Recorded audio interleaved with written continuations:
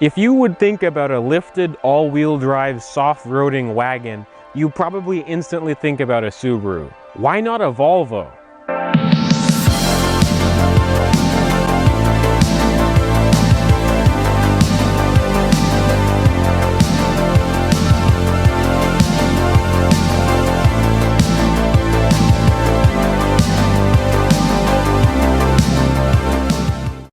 So this XC70 in particular is a P2. It's the refreshed version of the P2.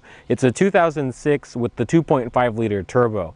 I was actually looking for one of these before I bought my XC90, just because I think these are the perfect size. They're not too big on the outside. They still have a lot of room on the inside, just like the Outback of this era as well. These wagons make 208 horsepower and 236 pound-feet of torque. Pretty much right around the Outback XT of 2006 as well. Not too bad for a mid-sized wagon. And these engines are also really adaptable to make even more power, so you could turn this into a V70R on steroids. So this XC70 has clearly been modified to enhance its off-road ability and truly unlock the Haldex all-wheel drive system and the whole capabilities of these things. So let's talk about suspension and tires. To make it easier for myself, I'm going to read the list off of my phone. But this XC70 has cross-country performance's 2-inch lift kit with their 1-inch subframe spacer and their 1-inch rear strut mount spacer. It also has 2-inch lift springs from Bad Swede. So in total, that gives it a lift of about 4 inches so far. It also has XC90 front axles to help with CV boots, binding and all that, and they're also stronger because they're a little bit bigger. This also has BFG KO2s, which are 225/75 R16s.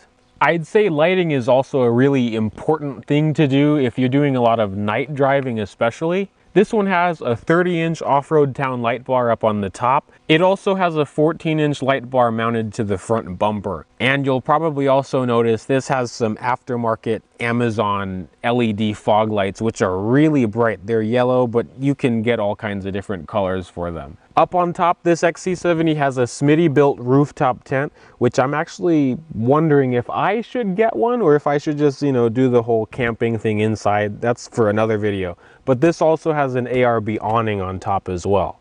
Oh, and I can't forget about the fun part of this. It's straight piped.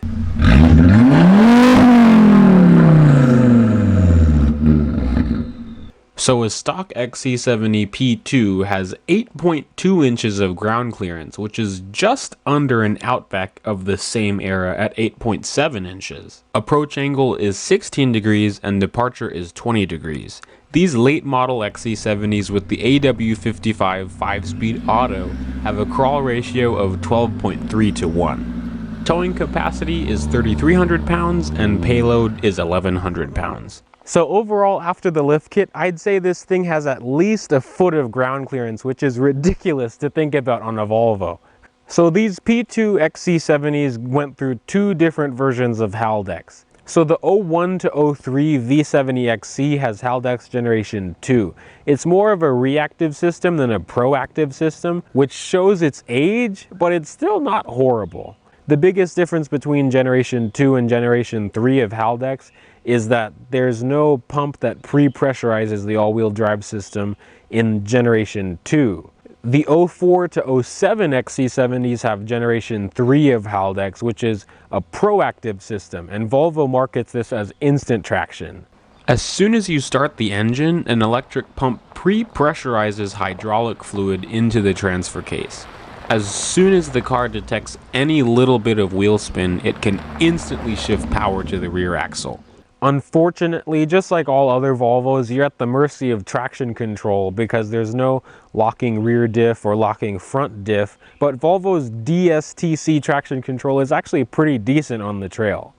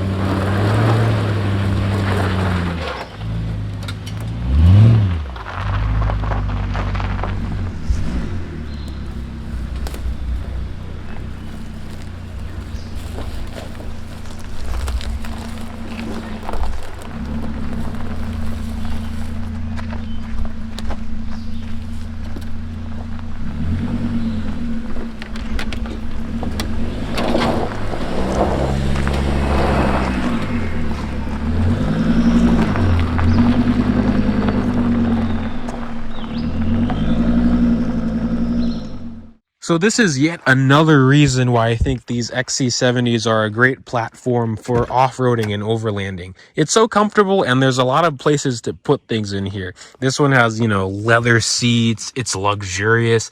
This one has an aftermarket screen in it. Just like my XC90, the climate control looks the same. So does the shifter and all that. But everything about the interior of these XC70s is just phenomenal. They were built well, and they also have that just intoxicating crayon smell from the leather. It's really, really nice.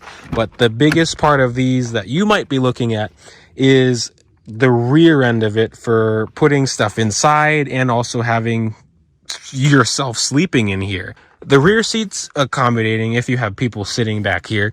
These Volvos have the little booster seats in the second row seat, just like my XC90, but it's only on this for the XC90. These seats can also fold completely flat too, and I think someone that's 6 foot can sleep back here because I can fit behind my XC90 perfectly fine with a little bit of room. But you know, clearly you could fit so much stuff back here, because an advantage of these Volvo wagons is that because the rear end is just literally vertical, you can fit so much stuff in here. So you could sleep on this side and then have all your gear on the other side. But that's why this one has a rooftop tent, so it makes it a little bit easier. So you could put more gear inside of here too.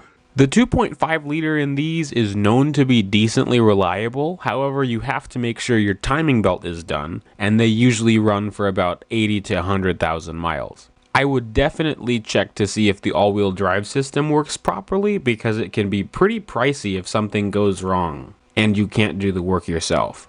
So overall, I really think that these P2 generation Volvos, this applies to the XC70 and the XC90, they are really underrated off-roaders. I think people really don't give these the credit that they deserve, and that's why I hope that these videos will shine a light on Volvos, because honestly, I love seeing variety in the off-road community. But anyways, thank you for watching this video. I hope that you learned more about these P2 all-wheel drive XC70s. Stay tuned for a video between Thor and this XC70 off-road. Bye peeps.